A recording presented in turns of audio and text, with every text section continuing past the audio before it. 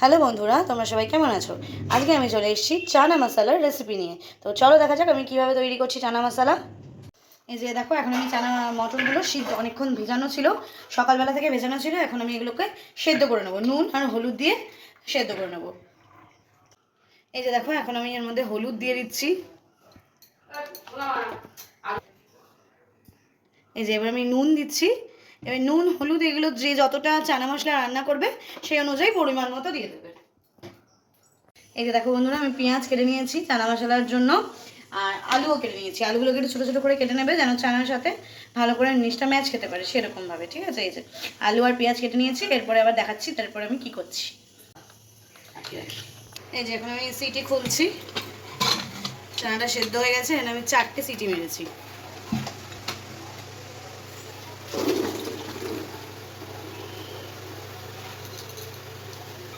এই যে এখন আমি চানা মশলার জন্য মশলা পেস্ট করে নেব। এর মধ্যে আছে আদা, রসুন, জিরে আর কাঁচা লঙ্কা। এটা যে যেমন ঝাল খাও সেই অনুযায়ী দিয়ে নেবে।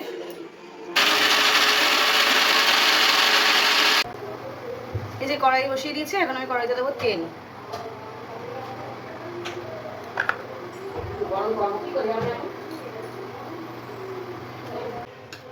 এই যে ফোড়নটা একটু পুড়লে তারপরে এই যে এর মধ্যে কড়াইতে দিয়ে দিলাম পেঁয়াজ।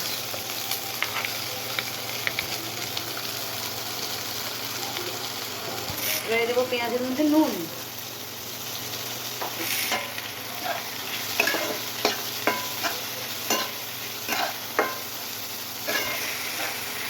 পেঁয়াজটা হালকা ব্রাউনিশ হয়ে গেছে। এবার আমি এর মধ্যে আলু দিয়ে দেবো।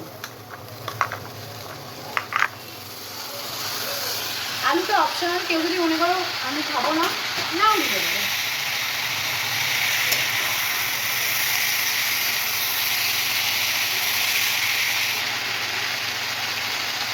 এই যে আলুর মধ্যে নুন দিয়ে দেবো। যে আদা, রসুন, লঙ্কা আর জিরের যে পেস্টটা তৈরি করছিলাম, এই যে সেই পেস্টটা রেডি হয়ে গেছে।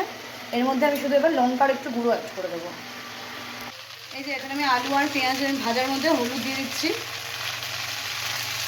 ওদিকে ইন্ডাকশানে আমার কড়াইটা ছুটে যাচ্ছিলো পরিমাণ হিসাবে, তাই জন্য আমি কড়াইটা চেঞ্জ করে এখানে ট্রান্সফার করে নিয়েছি।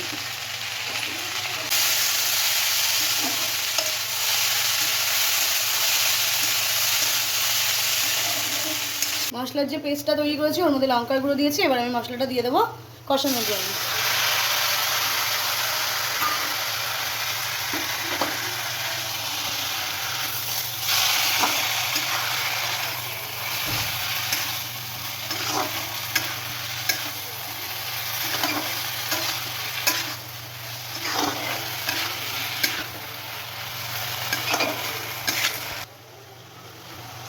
মশলার মধ্যে আমি নুন দিয়ে দিলাম।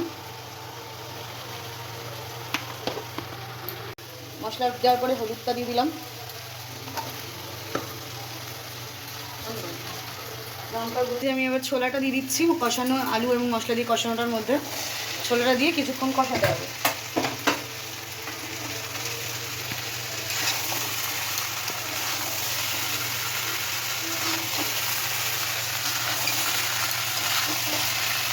আর ছোলাটা তো বলেইছিলাম আগে নুন হলুদ দিয়ে সিদ্ধ করা।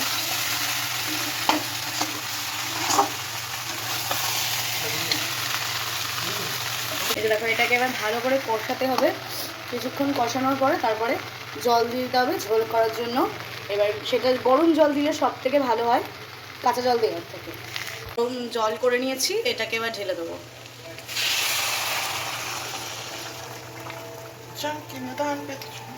এবার কে কীরকম ঝোল খাবে সেই বুঝে জলটা দেবে। আমাদের বাড়িতে একটুখানি ঝোল সবাই পছন্দ করে, তাই জন্য আমি বেশি জল দেবো একটু। এই যে দেখো ঝোল ফুটে গেছে। এরপরে আমি এখানে গরম মশলা দিয়ে দেবো। গরম মশলাটা দিয়ে একটু ফুটিয়ে নিয়ে নামিয়ে নেব। কালারটা এসেছে দেখো। এই যে বন্ধুরা, আমাদের গরম গরম টেস্টি চানা মশলা রেডি। তো চলো, তোমাদের রেসিপিটা কেমন লাগলো জানিও। তো আবার দেখা হচ্ছে নেক্সট কোনো ব্লগে।